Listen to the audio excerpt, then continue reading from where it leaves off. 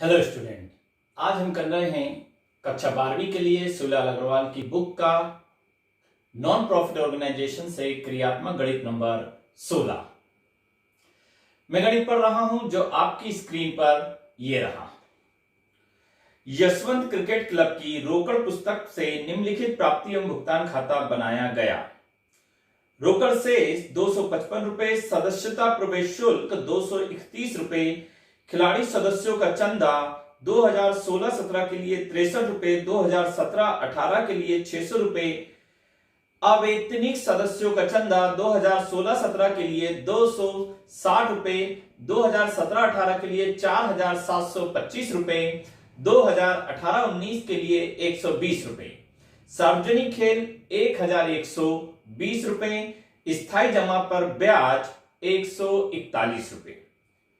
हमारे भुगतान तरफ का दिया गया है किराया व कर 1680 रुपए, मुद्रण व विज्ञापन 800 रुपए, डाक व लेखन सामग्री 278 रुपए, मजदूरी व निर्णयकर्ता का शुल्क 1200 रुपए, खिलाड़ी सदस्यों का आवागमन व्यय 500 रुपए, मंडप की मरम्मत 209 रुपए, मंडप की वृद्धि 1956 रुपए, विकेट की चटाई 221 रुपए, बल्ले गेंद आदि 455 रुपए, शेष 216 रुपए। नीचे कुछ समायोजन दिए हैं जो मैं पढ़ रहा हूं। बीजक प्रमाण पत्रों व अन्य लेख प्रमाणों को जांचने से निम्नलिखित सूचना प्राप्त हुई। किराया 100 रुपए प्रति माह का केवल 31 दिसंबर 2017 तक का ही भुगतान किया गया तथा कर 120 रुपए पेशगी दिया गया है। 180 रुपए मजदूरी व निर्णयकर्ता शुल्क के तथा 55 बल्ले व गेंद इत्यादि के अभी तक अदत्ते हैं। 40 खिलाड़ी सदस्यों का बकाया है तथा 425 अवेतनिक सदस्यों पर शेष है। 31 मार्च 2018 को समाप्त होने वाले वर्ष के लिए यशवंत क्रिकेट क्लब का आय व्यय खाता बनाइए। सबसे ऊपर लिखेंगे हम संस्था का नाम यशवंत क्रिकेट क्लब, उसके नीचे लिखेंगे हम आय व्यय खाता, उसके नीचे लिखेंगे तारीख 31 मार्च 2018 को समाप्त होने वाले वर्ष के लिए व्यय राशि, आय राशि। सबसे पहले मैं आय पक्ष बना रहा हूं जिसे मैं प्राप्ति भुगतान खाते के प्राप्ति पक्ष को देखकर बनाऊंगा। प्राप्ति पक्ष में दी गई पहली मद है मुझे रोकड़ शेष। रोकड़ शेष का लेखा हम आय व्यय खाते में नहीं करते हैं। उसके बाद मुझे दिया गया है सदस्यता प्रवेश शुल्क, तो मैं लिखूंगा सदस्यता प्रवेश शुल्क को दिया गया है मुझे 231 रुपए। उसके बाद मुझे दिया गया है खिलाड़ी सदस्यों का चंदा 2016 और 17 के लिए 63 रुपए और 2017-18 के 600 रुपए। आय व्यय खाते में हम चालू वर्ष से संबंधित मदों का लेखा करते हैं, अतः मैं 63 रुपए का लेखा नहीं करूंगा और 2017-18 के 600 रुपए का लेखा करूंगा। तो लिखूंगा खिलाड़ी सदस्यों का चंदा 2017-18 का 600 रुपए। लेकिन इस चंदे के बारे में मुझे नीचे कुछ समायोजन दिया गया है। लिखा हुआ है कि 40 रुपए खिलाड़ी सदस्यों पर बकाया हैं, यानी अप्राप्त हैं।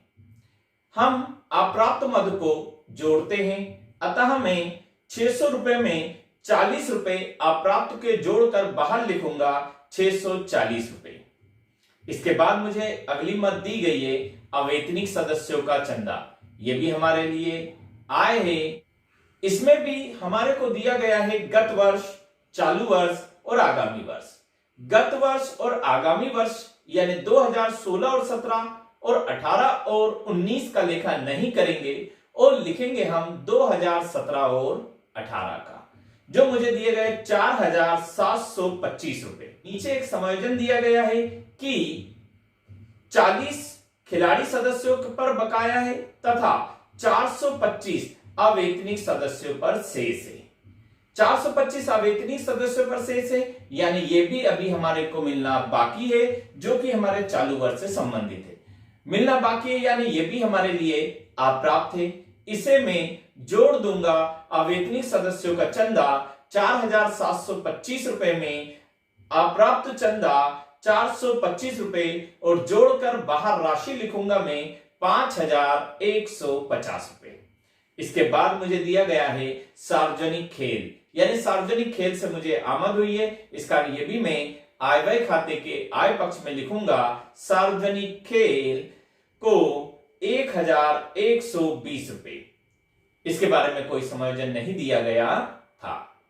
इसके बाद मुझे दिया गया है स्थायी जमा पर ब्याज, यानी हमारे कुछ रुपए बैंक में जमा है स्थायी तौर पर, जिस पर हमारे को कुछ आय प्राप्त हो रही है, ये भी हमारे लिए आय है, अतः इसे मैं आय व्यय खाते के आय पक्ष में लिखूंगा स्थायी जमा पर ब्याज 141 रुपए। अब हम आय व्यय खाते के व्यय पक्ष में आएंगे। व्यय पक्ष में मुझे सबसे पहली मद दी गई है किराया व कर, और दिया गया है किराया व कर के 1680 रुपए। इस बारे में मुझे समायोजन दिया गया है किराया रुपए 1000 रुपए प्रति माह का केवल 31 दिसंबर 2017 तक का ही भुगतान किया गया तथा कर 120 रुपए पेशगी दे दिया गया।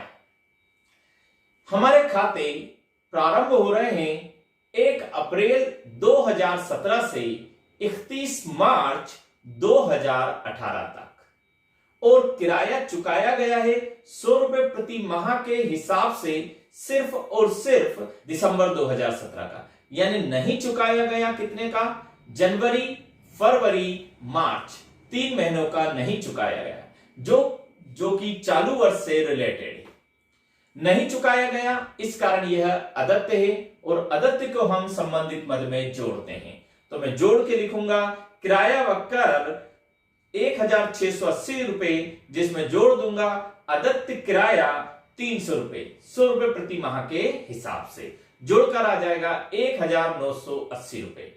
इसमें से घटा दूंगा मैं पूर्वदत्त करके, जो मुझे दिया गया है 120 रुपए, घटाकर राशि बाहर आ जाएगी 1860 रुपए।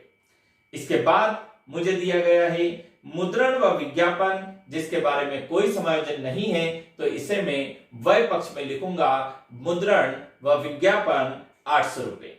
उसके बाद डाक व लेखन सामग्री, इसके बारे में भी कोई समायोजन नहीं है, अतः इसे भी मैं सीधे बाहर लिख दूंगा डाक व लेखन सामग्री 278 रुपए। इसके बाद मुझे दिया गया है मजदूरी व निर्णयकर्ता का शुल्क 1200 रुपए।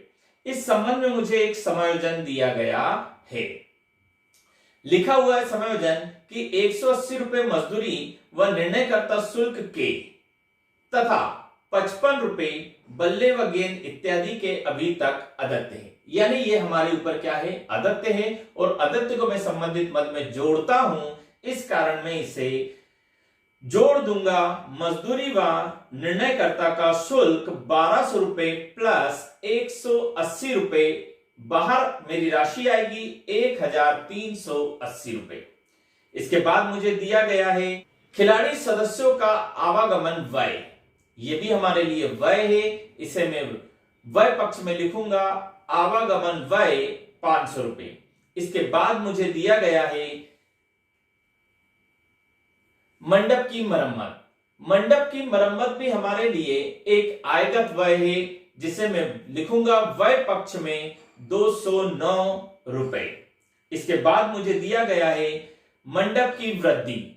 मंडप की वृद्धि हमारी पूंजीगत प्रकृति की मद है, क्योंकि मंडप स्थायी संपत्ति है और स्थायी संपत्ति पर किया गया व्यय पूंजीगत व्यय होता है। इसका लेखा हम आय व्यय खाते में नहीं करते हैं, अतः इसे हम यहां नहीं लिखेंगे। अगली मद मुझे दी गई है विकेट की चटाई, ये भी हमारे लिए व्यय है, अतः इसे मैं लिखूंगा आय व्यय खाते के व्यय पक्ष में विकेट की चटाई 221 रुपए। इसके बाद दिया गया है मुझे बल्ले गेंद आदि। बल्ले गेंद पर यह भी मेरे लिए व्यय है, आयगत व्यय है। मैंने क्रिकेट के लिए कुछ व्यय करा हूं, बल्ले खरीदा हूं या गेंद खरीदा हूं, जिस पर व्यय करा हूं 455 रुपए। इस संबंध में मुझे दिया गया है कि 55 बल्ले व गेंद आदि के अभी तक अदत्य हैं। अदत्य को मैं संबंधित मद में जोड़ता हूं, अतः यहां पर मैं बल्ले और गेंद में अदत्य को जोड़ दूंगा, यानी 455 प्लस 55 रुपए, जोड़कर बाहर राशि आ जाएगी 510 रुपए। अब हम दोनों पक्षों का योग लगाएंगे।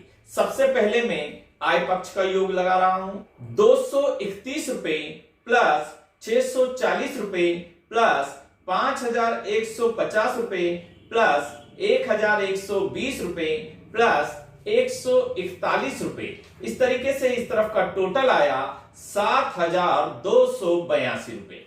अब हम वह पक्ष का टोटल लगाएंगे। वह पक्ष में दी गई मदें हैं 1860 रुपए प्लस 800 रुपए प्लस 278 रुपए प्लस 1380 रुपए प्लस 500 रुपए प्लस 209 रुपए प्लस 221 रुपए प्लस 510 रुपए। इस तरीके से इस तरफ का टोटल आया 5758 रुपए, जिसे मैं आय पक्ष के टोटल में से घटा दूंगा, यानी कि 7282 रुपए माइनस 5758 रुपए। तो हमारा आंसर हुआ अधिक, जो मैं आयव्यय खाते के व्यय पक्ष में लिखूंगा, अधिक 1524 रुपए। अब हम दोनों पक्षों का योग लगा देंगे। उम्मीद करता हूं आपको मेरा समझाया हुआ गणित समझ में आया होगा। यदि आपको यह वीडियो अच्छा लगा है तो कृपया कर इस वीडियो को लाइक करें, शेयर करें और सब्सक्राइब करें।